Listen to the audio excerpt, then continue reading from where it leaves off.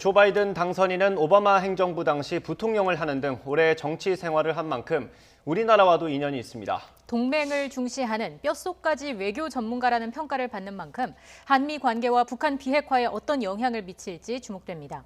최민희 전 민주당 의원, 박정하 전 청와대 대변인과 관련 내용 짚어보겠습니다. 어서 오십시오. 네, 안녕하세요.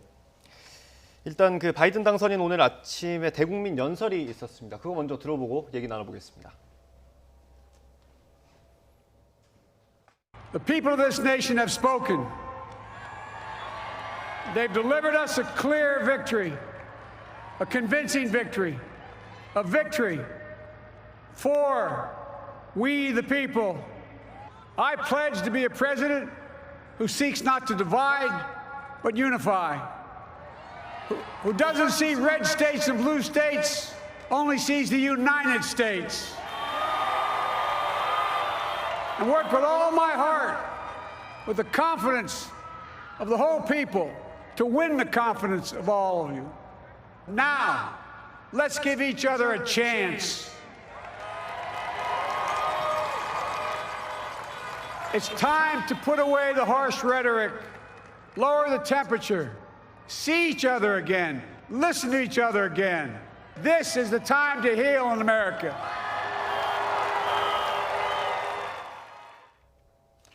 예, 환호성 굉장히 크게 들리는 것 같습니다. 간단히 요약을 하면 통합이거든요, 메시지가. 어떻게 보셨습니까, 당선인? 우선 이번 선거에서 트럼프가 졌잖아요. 그런데 7천만 표 얻고 지는 거예요. 지난번에 트럼프가 지난 선거에서 얻은 것보다 많이 얻고 네. 예. 그리고 바이든 대통령은 7,500만 표 정도잖아요, 지금까지. 그럼 그것도 미국 역대 가장 많이 얻은 예. 표예요. 그러니까 이거는 어떤 측면에서는 분열이 너무 극심해서 이게 그 양쪽 지지자들이 극렬하게 결집했다, 이런 얘기이거든요.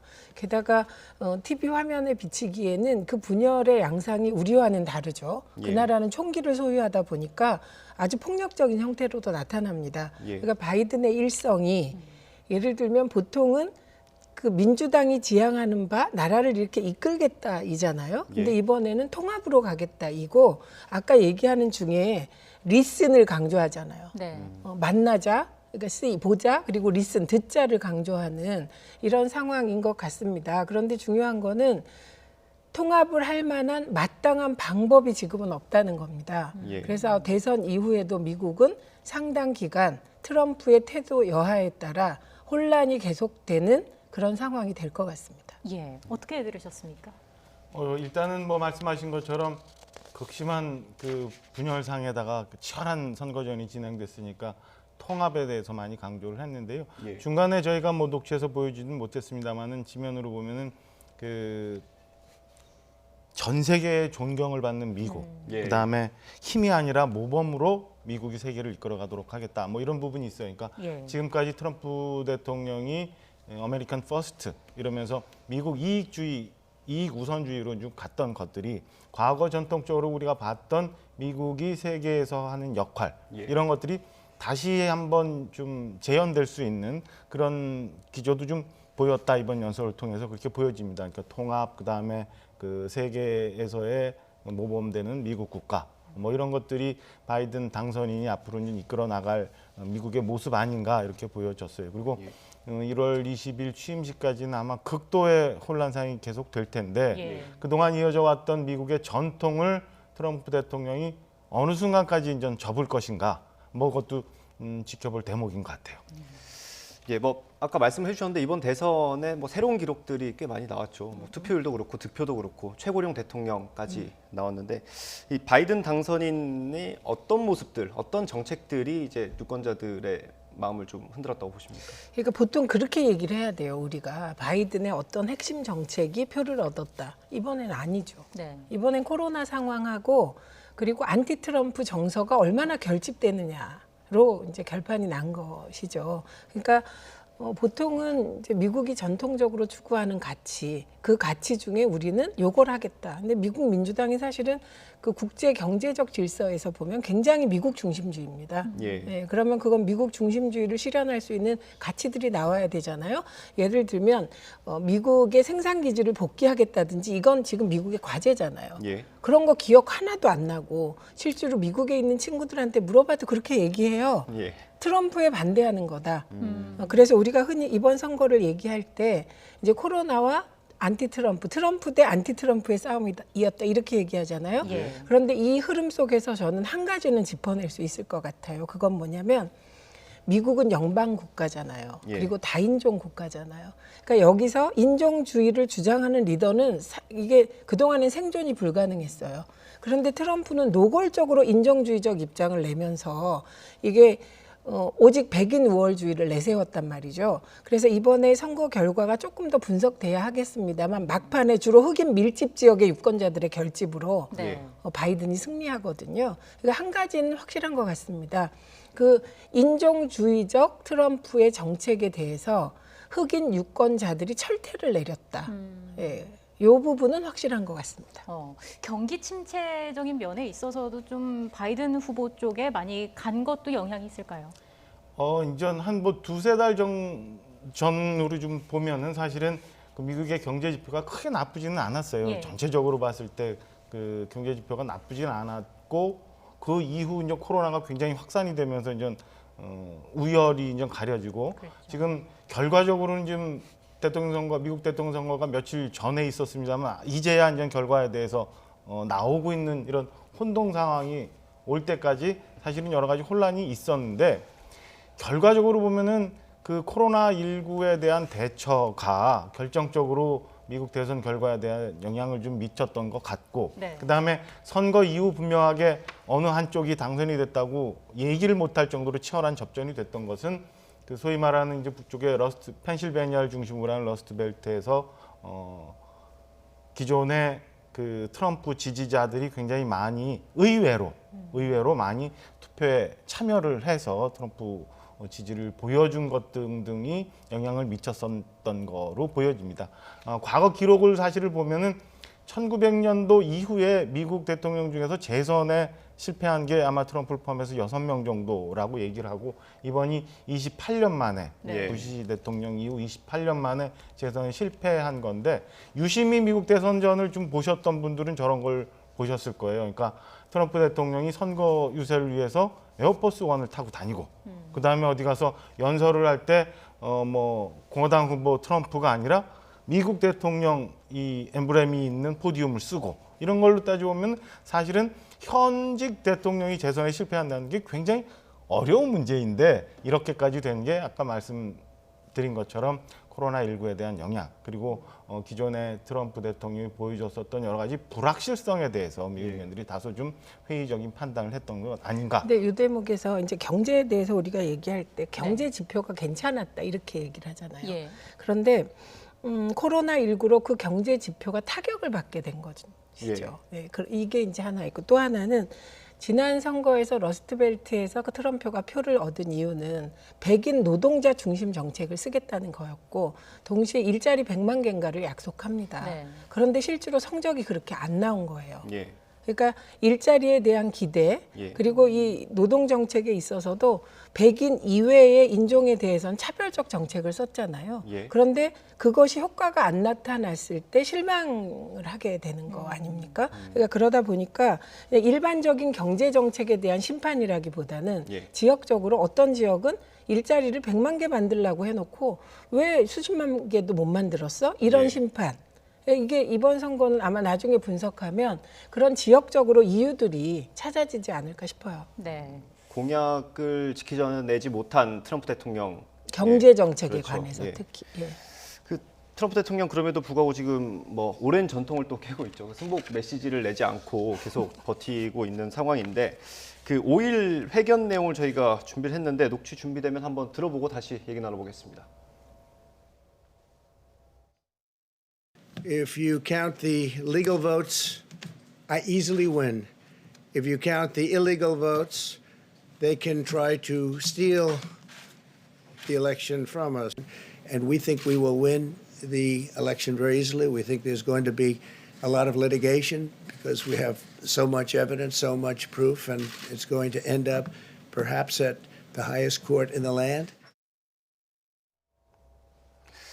녹취 들어보셨고 이제 뭐 9일부터는 뭐 소송전을 나서겠다 이렇게 또 언급을 했는데 지금 소송전 그다음에 뭐 개표 중단도 일부 주에서는 걸어놨고 뭐 이런 것들이 있는데 당분간은 이 트럼프 대통령 지금 워낙 스타일이 그러니까 저렇게 할 거로 예상이 돼요. 예상이 되는데 아까 말씀드린 것처럼 미국이 그동안 승복의 역사가 있었잖아요. 그 전에 뭐 엘고도 그랬고요. 얼마 전에 선거도 그랬는데 트럼프 대통령이 어디까지 버틸 수 있느냐. 그리고 지금 결과가 이렇게 드러났는데 혼자 계속 저렇게 독주할 수 있느냐 아니면 그 공화당 중진들의 의견들이나 공화당 지지자들 그다음에 전통적으로 미국을 아끼는 미국민들의 이제 그 지지 뭐 이런 것들을 언제까지 트럼프가 버틸 수 있느냐 이건 한번 지켜봐야 될 것 같아요. 근데 지금 저 11월 한 중반 조금 못 됐잖아요. 예. 이달 그다음에 12월 초까지는 여전히 좀 저런 혼란산이 계속이 될 것 같고 그러다 보면은 미국도 미국이고 전 세계적으로 이 리더십이 부재한 상황에서 여러 가지 어수선한 일들이 좀 당분간은 좀 있지 않을까 이렇게 예상이 됩니다. 예. 문재인 대통령은 바이든 당선이 이제 확정이 되면서 SNS로 또 공식적으로 메시지를 내지 않았습니까? 이게 사실 공식 외교 채널이 아니라 트위터로 메시지를 남긴 건데 이건 아무래도 사실상 지금 트럼프 대통령이 불복 소송을 예고하고 있다는 점을 좀 고려한 거라고 볼 수 있겠습니까? 아무래도 그렇죠. 예. 그러니까 이게 전 세계가 힘들어지는 거죠. 그러니까 승복을 해야 전 세계에서 이제 메시지를 공식적으로 내는데 게다가 우리나라의 경우는 대북 문제라는 독특한 이슈 때문에 예. 또 트럼프 대통령의 어떤 그 스타일과 같이 했던 게 사실이잖아요. 그렇기 때문에 이제 그런 메시지인데 사실은 그 트럼프가 불복하는 데에는 미국 선거 제도가 갖는 복잡합성이 있는 것 같습니다. 그러니까 사실 선거가 끝났다고는 하지만 절차가 아직 안 끝났어요. 그렇죠. 12월 14일인가 선거인단이 모여서 이제 형식적으로 진짜 대통령을 뽑는 거잖아요. 네. 예. 근데 거기서 뒤바뀐 경우가 10번 정도 있었다는 거예요. 그러니까 예. 그런 아주 희귀한 경우에 의존하고 있는 거죠.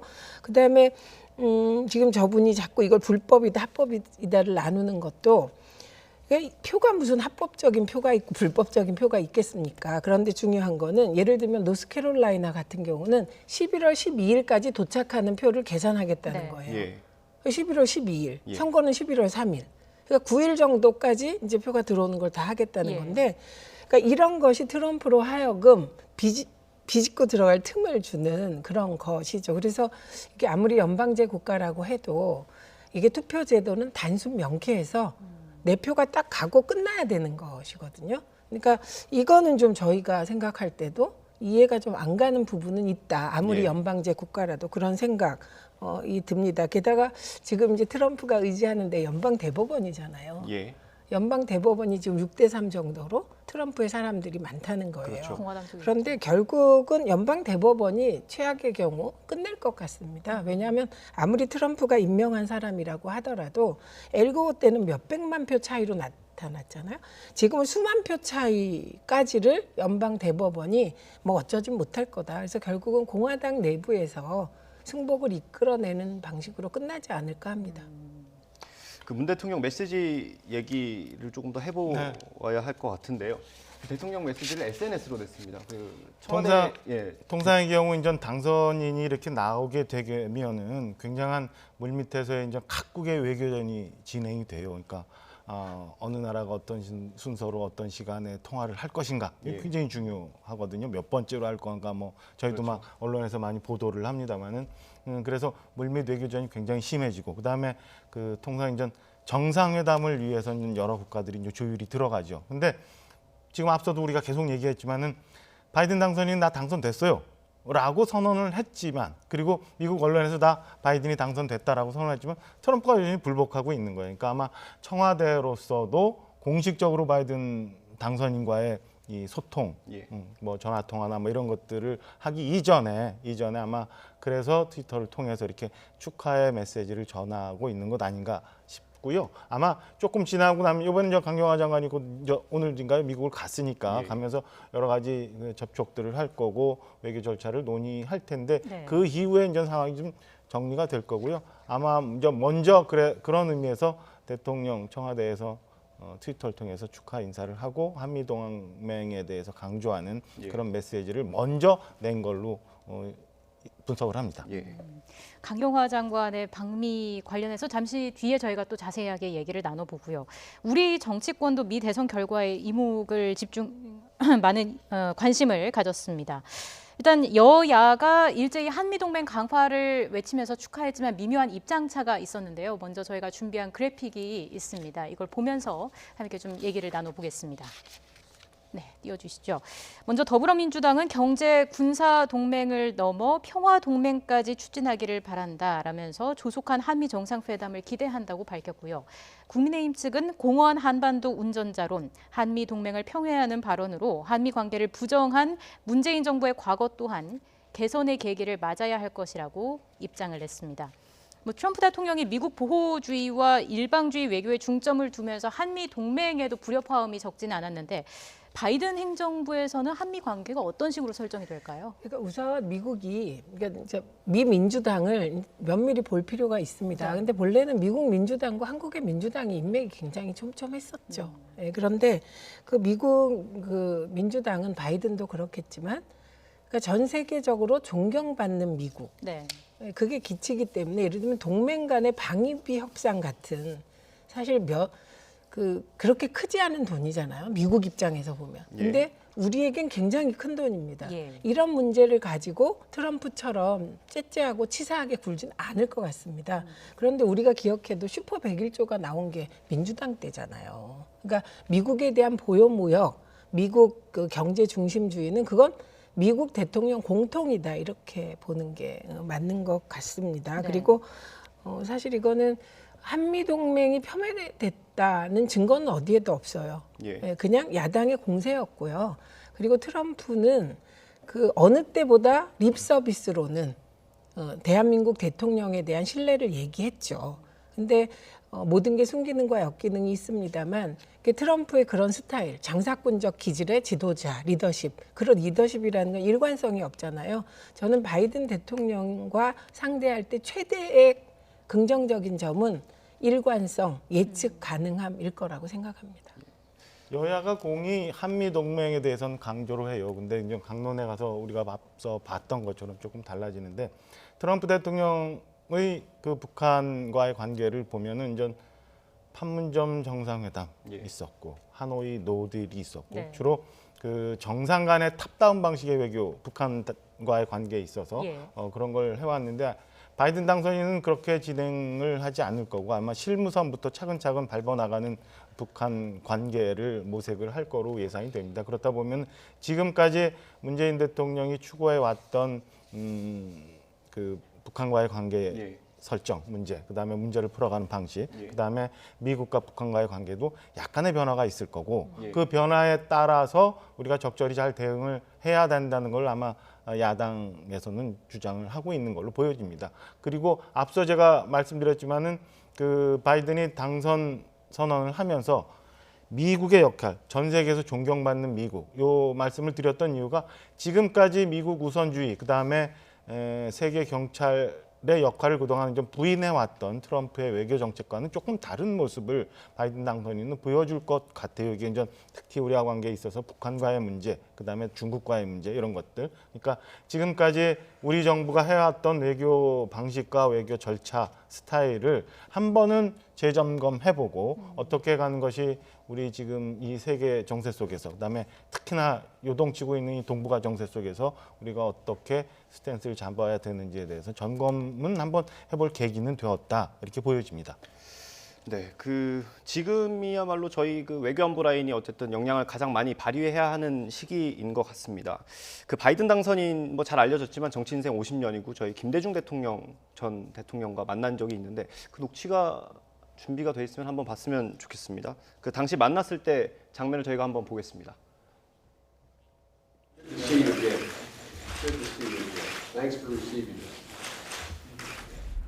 바이든 위원장께서는 저희 햇볕 정책 일관되게 지지해 주시고 또 이번 출국 전에도 그런 의사를 표시하면서 이 한반도 문제 해결에 강한 의욕을 가지고 오신 것을 잘 알고 감사히 생각하고 있습니다. 자기는 김대중 대통령 아주 존경한다. 그런 얘기까지 하셨어요. 네. 그리고 또 심지어 이 조 바이든 의원하고 우리 예. 김대중 대통령하고 넥타이도 같이 바꿔 끼고 막 그랬습니다. 아, 예, 넥타이 그런 애도 주고받은 있어요. 거요? 예, 예. 예. 네, 네. 그래서 이 조 바이든 후보는 굉장히 친한파이고 한국 문제를 정확히 알아요. 작은 인연이라도 잡아야 하는 거 아니겠습니까? 뭐 어쨌든 외교라는 게 사람이 하는 거고 뭐 작은 인연도 커질 수 있는 것이니까요. 지금 정치권에서 저희가 좀 바이든 당선인과 좀 이렇게 연이 닿아 있는 분이 있을까요? 제가 아까 말씀드렸는데 그 미국 민주당과 한국 민주당은 인맥이 되게 촘촘하게 되어 있습니다. 실무선부터 고위층까지. 그리고 이제 왜 바이든과 DJ의 인연이 나오냐면 사실 DJ는 1975년, 1980년 그때 사실 이제 죽을 뻔했다가 살아난 9.4일생이잖아요. 그래서 그 시기에 보면 외국 자료 보면 DJ를 칭할 때 동아시아의 만델라, 평화와 인권의 상징, 민주주의 투사 이렇게 되어 있거든요. 근데 미국 민주당이 대체로 인권, 평등, 평화 이런 거를 강조하기 때문에 미국의 그 민주당 쪽의 그 정치인들이 DJ에 대해서 되게 우호적이었습니다. 예. 우리가 왜 만델라를 보면 막 우호적이듯이 네. 그 중에 한 분이 청년 바이든이었다고 합니다. 그리고 그 청년 바이든과 박지원 국정원장과의 예. 관계는 굉장히 돈독하대요. 예. 그러니까 청년부터 알기 시작해서 지금까지. 그리고 민주당 쪽뿐만 아니라 이제 그 국민의힘 쪽에서도 뭐 박진 의원 등등이 관계가 있잖아요. 그러니까 지금은 여야가 초당적으로 모든 인맥을 다 그 공유하면서 초기에는 정부가 아무래도 그 사전 작업을 할 수밖에 없지만 미국의 이제 의원들이 갈 때는 여야가 힘을 합쳐서 국회 차원의 사절단이 가고 이러려는 노력이 중요할 것 같아요. 예. 그 앞서 저희가 김대중 전 대통령과의 만남 모습을 영상으로 보여드렸는데 이후에 오바마 행정부 때도 부통령 자격으로 한국에 오기도 했고요. 그간의 행보나 어떤 발언 등을 봤을 때 한미 관계, 북미 관계에 어떤 관계를 설정할 것인지 좀 예상해 볼 수 있는 부분이 있을까요? 바이든 당선인 이제 부통령 시절에 오바마 대통령과 함께 일을 하면서 사실 8년 동안 부통령을 했어요. 그런데 굉장히 그 조용한 스타일로 일을 해와서 저희가 뭐 특별히 기억하는 게 없을 정도로 굉장히 조용한 스타일로 일을 해왔는데 앞서 말씀드린 것처럼 사실은 그동안 트럼프 대통령이 보여줬었던 무슨 극적인 효과 아니면 무슨 정상 간의 소통을 통해서 뭔 일을 해결하는 예. 깜짝 쇼 같은 이런 것들은 굉장히 지양될 것 같아요. 네. 그러니까 그 전에 저희가 봤던 것처럼 실무선에서의 검토, 그 다음에 한미 동맹의 관계, 그리고 전 세계 동북아 정세 속에서의 미국이나 한국의 역할 등등을 고려하면서 북한 문제를 좀 해결해 나가는 그런 스타일로 북한과의 관계 때문에 동북아 외교를 펼쳐 나갈 걸로 예상이 됩니다. 그러니까 저희 정부도 그에 맞춰서 우리 이제 북한 문제, 동북아 외교 문제를 좀 정리를 해야 될 것 같고요. 앞서 최민희 의원 말씀 주셨지만 사실은 이럴 때 중요한 게 작은 인연으로 찾아내는 외교 채널이거든요.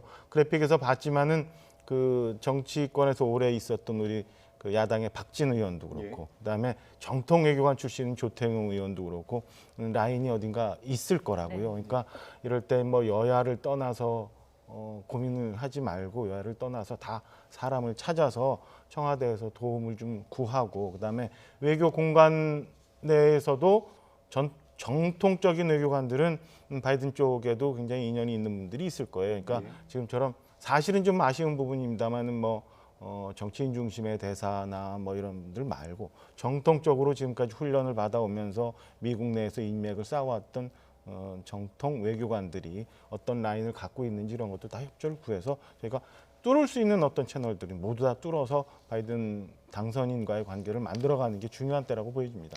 초당적인 협력을 해야 될 시기다 이런 말씀이신 것 같고요. 그 강경화 외교부 장관이 아까 말씀하셨는데 오늘 워싱턴 DC로 떠났습니다. 근데 이걸 놓고 이제 국민의힘에서는 시기적으로 좀 부적절하다 이런 비판이 나오는 것 같아요.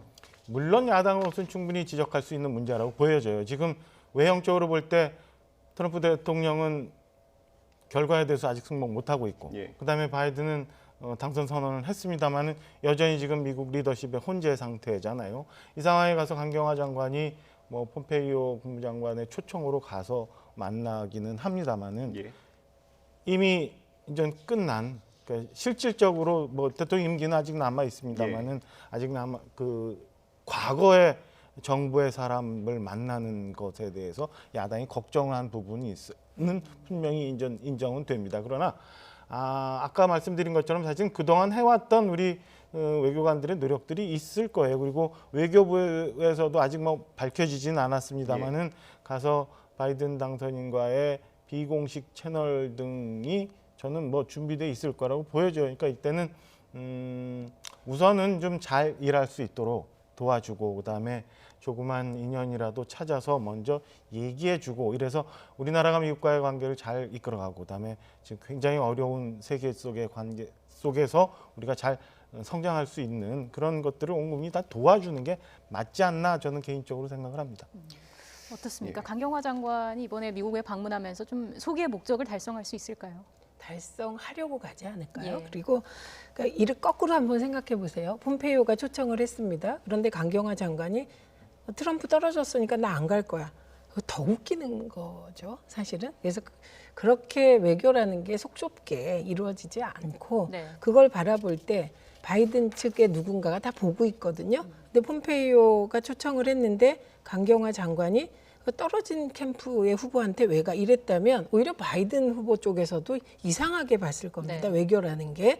그래서 조금 시야를 지금 다 넓혀서 좀 통 크게 봐야 될 시점이고, 강경화 장관이 뭐 유엔에서 오래 일했는데 인맥이 없겠습니까? 그러니까 이 부분은 조금 더 저런 논평은 낼 수 있죠. 야당이니까. 네. 그런데 조금 다른 루트를 통해서는 좀 이런 사람을 만나볼 수 있도록 서로 돕는 게 그게 국익에 부합할 것 같아요. 통상 이런 경우 외교부가 굉장히 바빠요. 그리고 네. 청와대 내에 있는 외교안보라인도 굉장히 바쁜데, 심지어는 뭐 바이든이 좋아하는 음식 아니면 무슨 친구 관계 이런 것까지도 다 나오거든요. 그리고 바이든과 같이 일하게 될 참모진들도 이제 예상을 해서 예. 모든 라인의 정보를 다 수집을 하게 돼요. 그러니까 누구라도 가서 어떻게든 찾아서 조금의 단초라도 얻을 수 있다면 그게 나중에 큰 도움이 될 수 있거든요. 지금은 정보를 모아서 어떻게든 바이든 당선인이 어떤 외교를 펼칠 건가 맞춰서 저희가 그 외교 정책을 수립하는 게 중요한 때라고 보여져요. 그러니까 한 사람 한 사람 인맥 찾는 것도 중요하지만 이 정보가 수집이 돼서 중요한 컨텐츠, 그러니까 우리 외교는 그럼 향후 어떻게 나갈 것인가, 이런 것들을 새로 정립하는 그게 제일 중요한 때라고 보여집니다. 예, 그 한미 동맹 관계 앞서 말씀을 해주셨는데 저희 입장에서는 사실 그 북미 협상이 좀 빨리 재개가 돼서 그 한반도 비핵화의 목표를 이뤄야 하는데, 뭐 바이든 당선인과 김정은 위원장의 뭐 좀 그렇게 좋은 사이는 아니지 않습니까? 지금까지 말로 오간 걸로만 보면. 그 말로 오간 걸 보면 트럼프하고는 더 나쁘죠. 뭐 늑다리 미치광이 뭐 로켓맨 두 분이 예, 뭐 예. 난리였고, 그런 말이 오갈 즈음에는 핀셋 폭격 얘기가 막 나올 때거든요. 그러니까 우선은 이게 미국의 대북 정책, 북미 관계에 대한 정책이라는 건 사실은 공화당이 집권하건 민주당이 집권하건 근본이 정해져 있습니다. 네. 그건 두 개의 한국 정책이에요. 지금까지. 예, 그렇기 때문에 그런 구조주의적으로는 그렇고, 그러면 그 트럼프가 지금 이제 계속 말씀을 하시지만 트럼프 스타일에 따라 탑다운을 얘기했지만 탑다운하기 어려웠잖아요. 예. 그건 왜? 미국의 소위 정치권의 그 여론 주도층들이 그게 틀렸다고 생각하기 때문이거든요. 예. 그런데 우리나라 입장에서 보면 트럼프의 그런 스타일에 맞게 어떻게든 평화 관리를 할 수밖에 없었어요. 그래서 트럼프와의 관계에서 우리가 얻은 건 전쟁 방지 평화였다고 생각합니다. 네. 초기에는 막 전쟁이 일어날 것 같은 분위기였는데 평창을 계기로 좀 완화됐으니까요. 그런데 이후에 이제 바이든의 경우는 실무 협상의 단계적인 결과로 결정을 하는 분이기 때문에 이제 무엇보다도 실무 협상에 집중할 때가 된 것이죠. 예. 지금 트럼프 대통령의 미국과는 분명 다른 모습의 북한과의 관계가 설정이 될 거예요. 그러면 사실은 지금까지 뭐 한반도 평화 유지를 위해서, 그다음에 한반도 운전자론 이런 것들이 공허해질 수도 있는 상황이 올 수 있거든요. 저는 이런 면에서 아까 뭐 모든 정보, 모든 인맥 이런 말씀을 드렸고 네. 자칫 미국과 그다음에 국제사회와 공조되지 않는 어정쩡한 한반도 운전자론이라는 건 국제적인 외톨이가 될 수도 있는 상황이니까 이런 점을 정부가 좀 잘 챙겨봤으면 하는 면. 또 하나 이제 동북아시아에서도 우리가 중국과의 미국과의 관계가 이제 전략적 모호성이라고 해서 이제 지금 진행이 되고 있습니다만 이건 사실은 동북아시아부터 인도태평양 라인까지 사실은 미중 간의 패권 전쟁인데 여기서 언제까지 이렇게 애매한 입장을 보일 건가 이런 거에 대해서도 한번 바이든 당선인은 어떤 외교를 펼칠 건가를 정리해서 예. 분명한 입장과 향후 우리 전략적 그 스탠스를 정해야 될 때라고 보여집니다. 예, 지금 중국과 미국 간의 갈등이 굉장히 심해지는 상황이었고 앞으로도 뭐 한 번에 좋아질 거라는 분석은 없더라고요. 그러니까 앞으로 어떻게 우리나라가 좀 그 사이에서 역할을 해야 될지. 우선 박근혜 대통령이 중국하고 전략적 동반자 관계를 선언했죠. 그래서 그때 미국과의 갈등이 좀 일었습니다. 그러니까 이게 진보 보수 정부와 아무 상관없이 지금 미국과 중국은 세계 1, 2위국이 패권 전쟁을 하는 것이죠. 근데 우리나라는 군사 외교적으로는 한미 동맹으로 그리고 경제적으로는 이미 우리가 중국의 우리는 최대 교역국이 중국 아닙니까? 그러니까 이 관계 속에서 모든 정부가 줄다리기를 해온 것이죠. 네. 그러니까 저는 거꾸로 이런 상황에서 미국 입장, 정치 군사적으로 미국 입장으로 간다?